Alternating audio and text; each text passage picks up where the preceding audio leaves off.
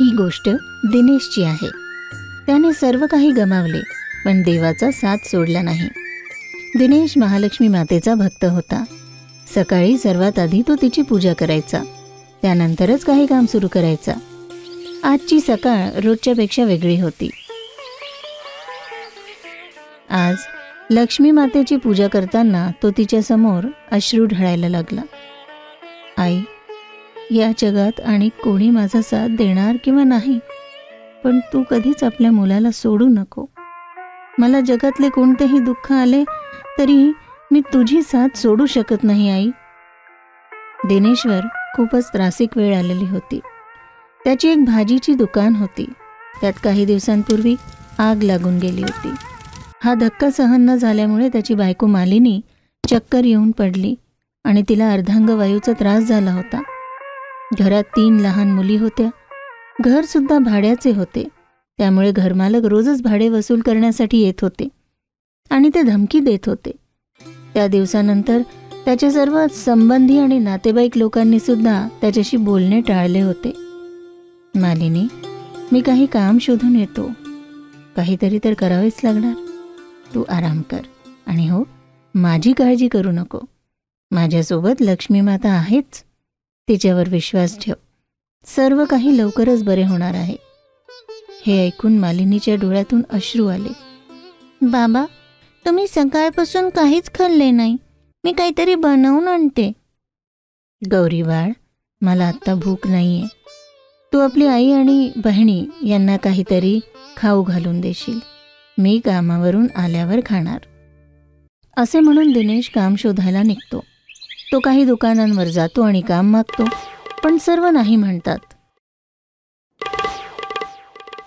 मग तो एक ढाब्यावर जातो.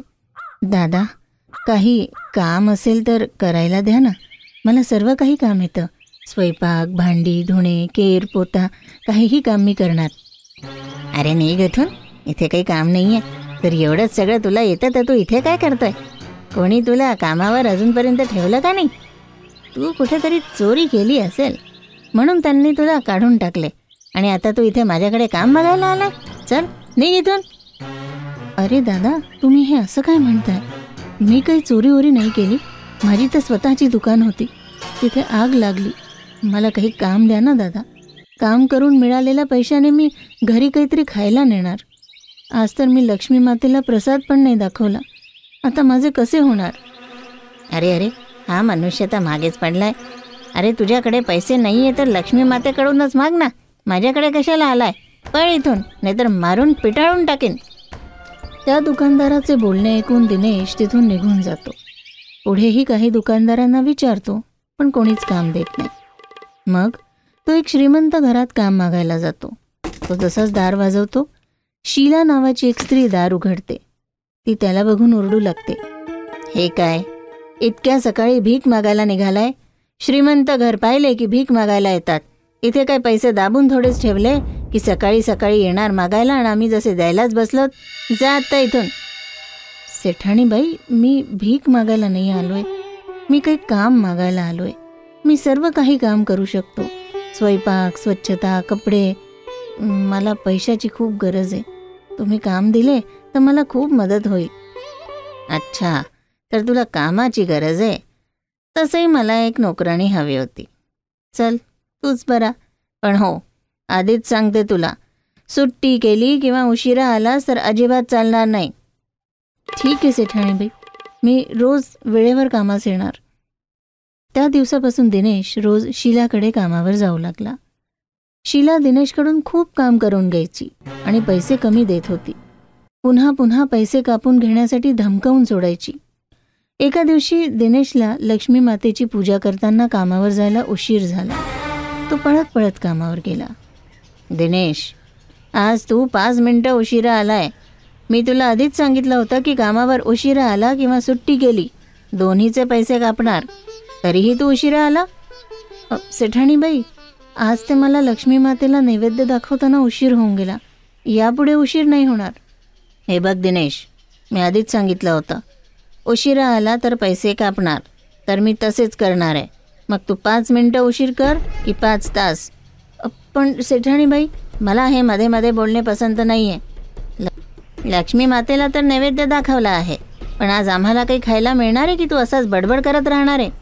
एकतर उशिरा येणार आणि मग मध्ये मध्ये करणार. शीला असं म्हणून तिथून निघून जाते. दिनेश घरचे काम करू लागतो. लवकर केले तरी भरपूर काम असतं आणि त्याला घरी जाण्यास उशीर होतो. तो घरी जातच असतो की त्याला कोणीतरी हाक मारतं, बाळ बाळ. हे ऐकून दिनेश मागे वळून बघतो तर एक लहान मुलगी त्याला बाळ म्हणून हाक मारत होती. तू कोण आहेस बाळ? इतकी लहान असून तूच आहे का जी मला बाळ म्हणते? होय, मीच आहे.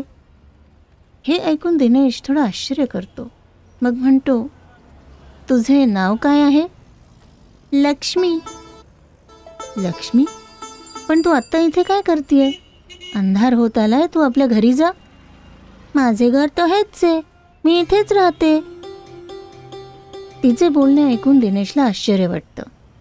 ही लहान मुलगी इथे रस्त्यावर राहते आणि हिच्यासोबत कोणीच मोठं नाही आहे. हे सुद्धा शक्य आहे की हिला आईवडील नसतील. लक्ष्मी माता, आता मी काय करू? इतक्या लहान मुलीला इथे पण सोडू शकत नाही. एक काम करतो, हिला घरी घेऊन जातो. आता तो त्या मुलीला घरी तर घेऊन जातो, पण सेठाणी बाईंकडे काम करून त्याला खूपच कमी पैसे मिळत होते. त्या एकदम कमी पैशात कसे बसे तो आपले घर चालवत होता आणि बायकोचा उपचार करवत होता. मग तो या लहान मुलीला खायला कसे देणार? तेवढ्यात त्याची दृष्टी लक्ष्मी मातेच्या मूर्तीवर जाते आणि तो म्हणतो, हे माते, सर्वांचे भले कर. पुढच्या दिवशी पुन्हा दिनेश कामावर जाण्यासाठी उशिरा पोचतो. दिनेश, तुला जराही लाज नाहीये का? पैसे कापले तरी तू उशिरा आलास. आज तर मी तुझे पूर्ण महिन्याचे पैसे कापणार आहे. आता या महिन्यात तुला काहीच मिळणार नाही. बघते आता उद्यापासून तू उशिरा कसा येणार. अरे हे काय सेठाणीबाई, असे नका करू. तुम्ही पूर्ण महिन्याचे पैसे कापले तर मी घर कसे चालवणार? माझ्या बायकोचा उपचार कसा करणार? असं नका करू सेठाणीबाई, असं नका करू. तुम्ही लोकांसोबत असंच झालं पाहिजे. आता बघतोय काय, कामाला लाग, किती काम पडले. सेठाणीचे म्हणणे ऐकून दिनेश काम करायला निघून जातो. काही वेळ जातो आणि सेठाणी ओरडू लागते, चोर चोर चोर. काय झाले सेठाणीबाई?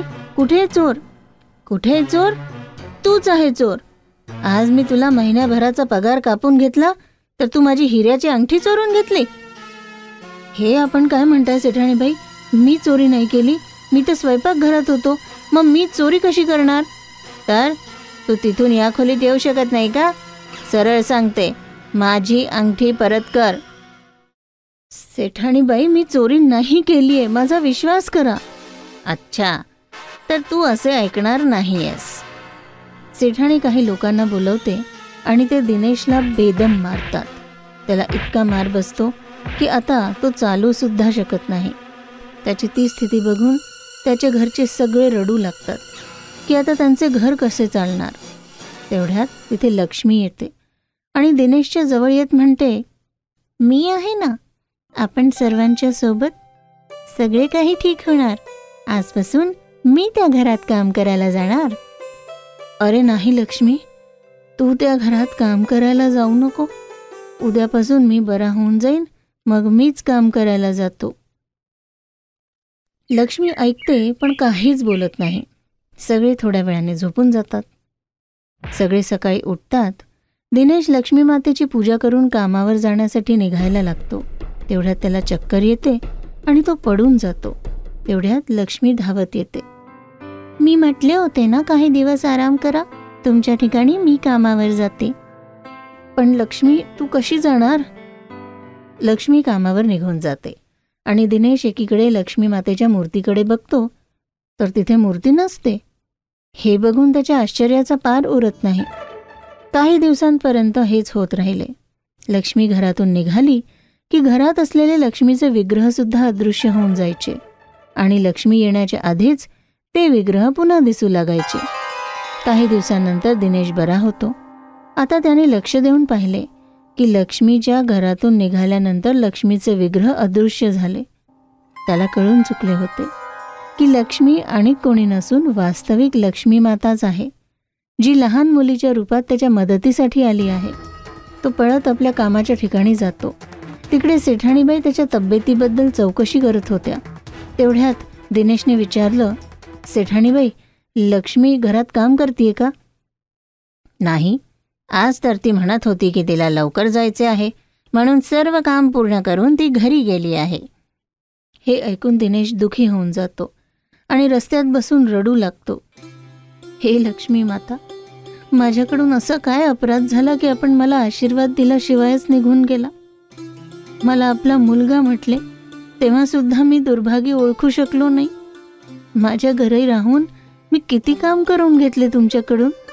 माता, मला क्षमा करा. म्हणूनच मला दर्शन दिल्याशिवाय इथून निघून गेल्या. मला क्षमा करा आई, मला क्षमा करा माते. असे म्हणून दिनेश रडू लागला.